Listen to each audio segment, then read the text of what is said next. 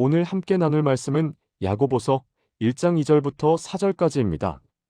내 형제들아, 너희가 여러 가지 시험을 당하거든 온전히 기쁘게 여기라.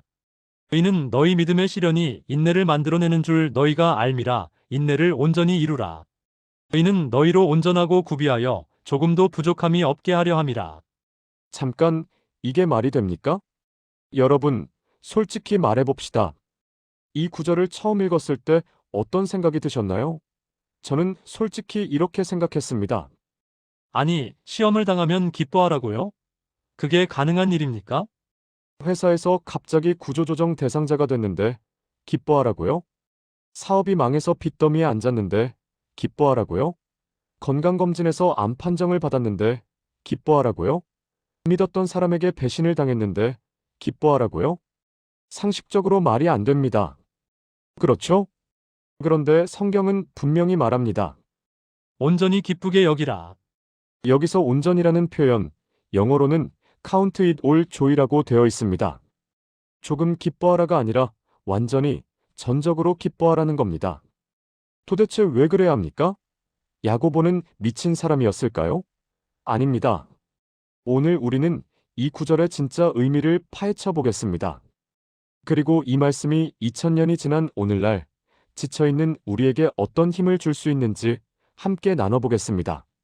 먼저 이 편지를 쓴 야고보가 누구인지 알아야 합니다. 야고보는 예수님의 동생입니다. 친동생이요. 같은 어머니 마리아에게서 태어난 형제입니다. 그런데 재미있는 사실이 있습니다. 야고보는 처음에 예수님을 믿지 않았습니다.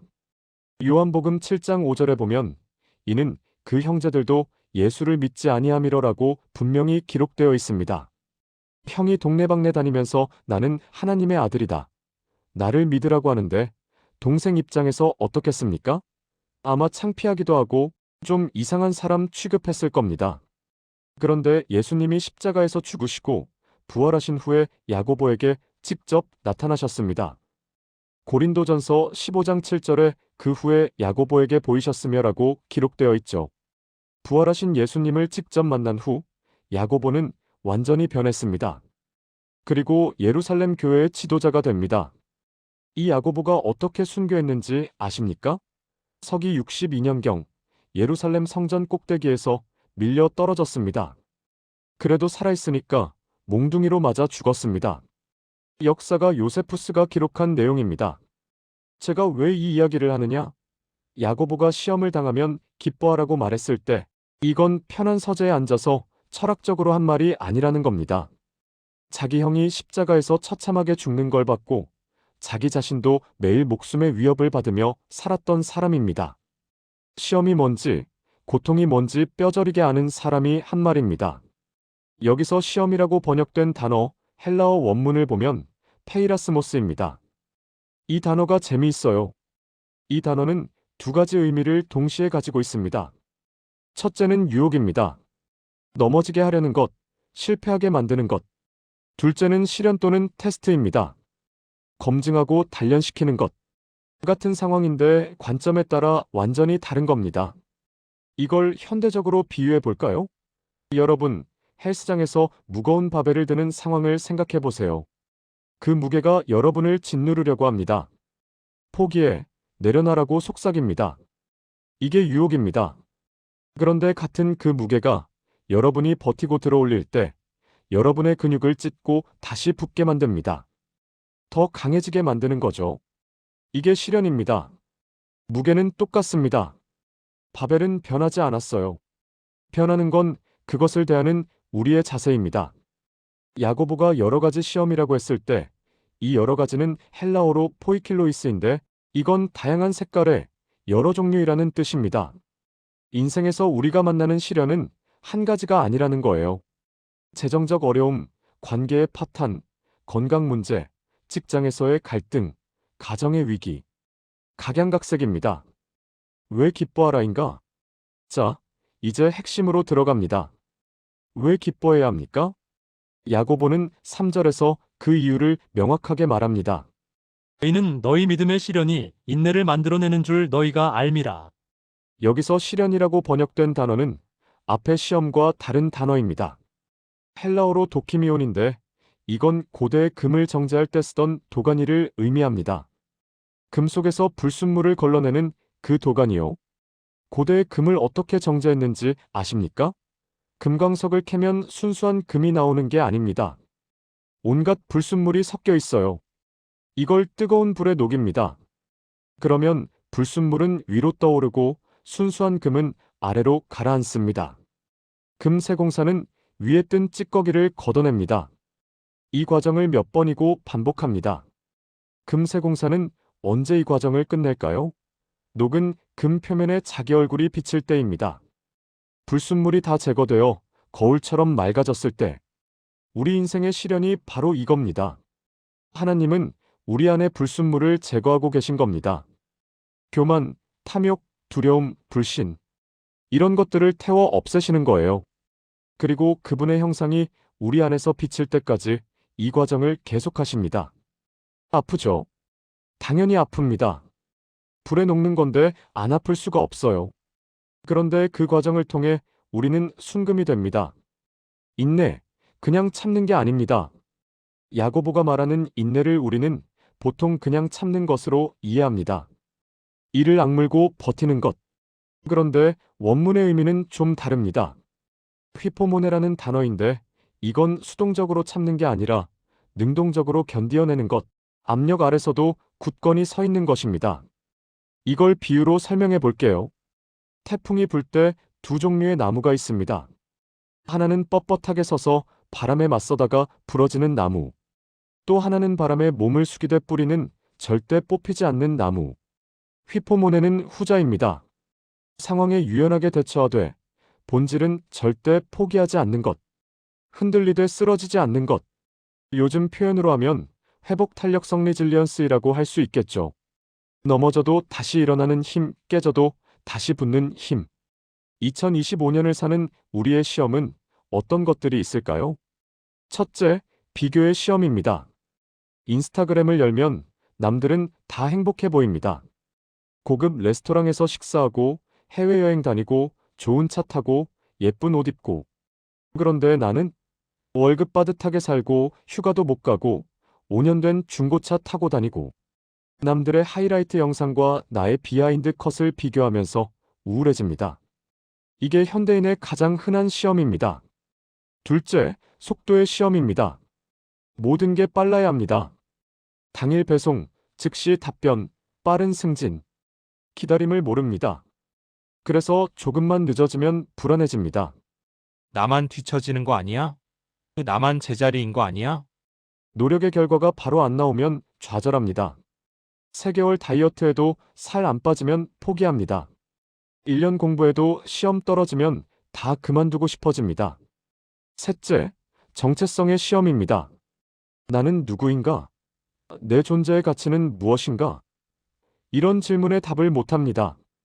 그래서 직위로, 연봉으로, 학벌로, 외모로 자신을 정의하려 합니다.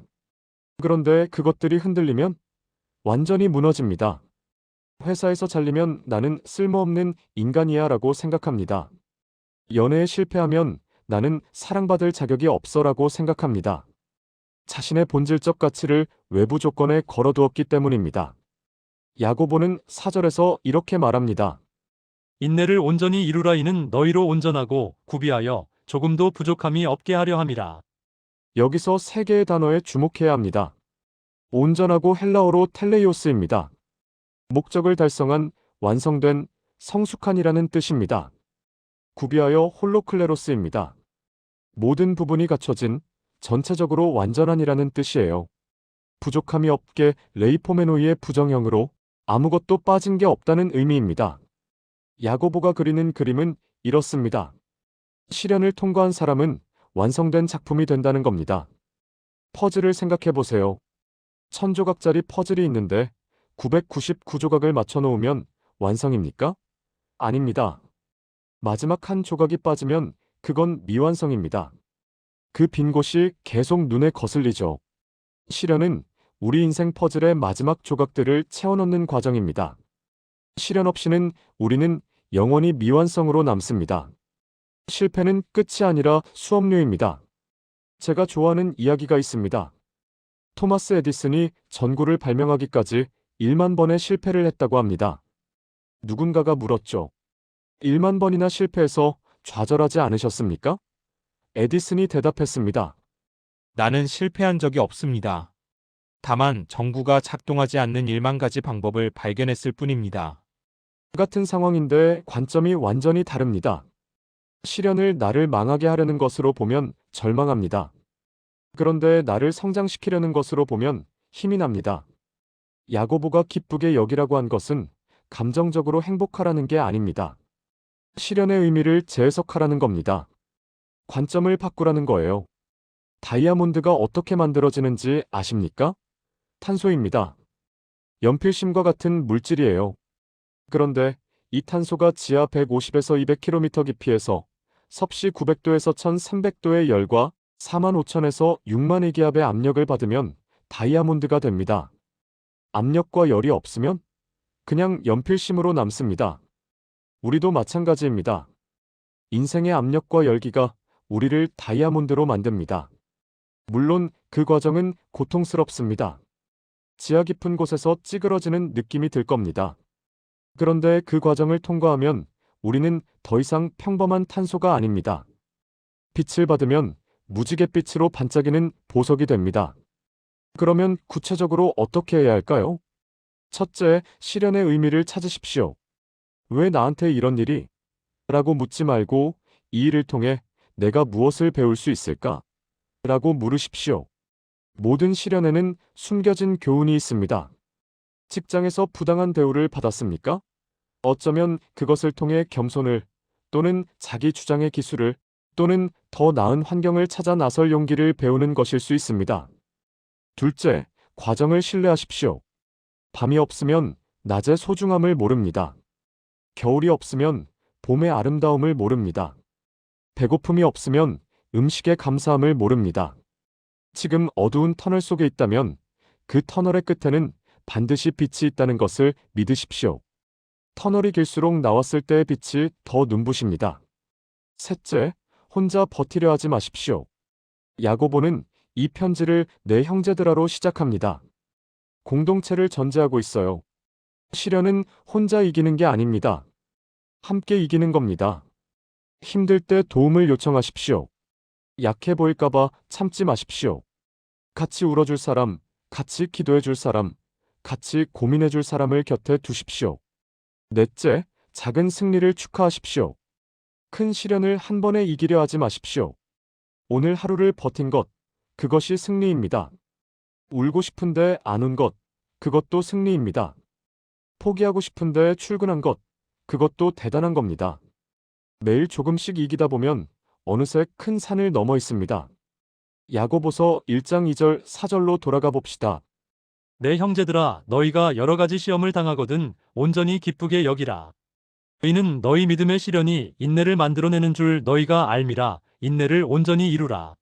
너희는 너희로 온전하고 구비하여 조금도 부족함이 없게 하려 함이라. 이 말씀은 시련 자체를 즐기라는 게 아닙니다. 시련의 결과를 기대하라는 겁니다. 금이 불에서 정제되고 다이아몬드가 압력에서 탄생하듯 우리도 시련을 통해 완성되어 간다는 것을 알기에 기뻐할 수 있다는 겁니다. 지금 힘드십니까? 괜찮습니다.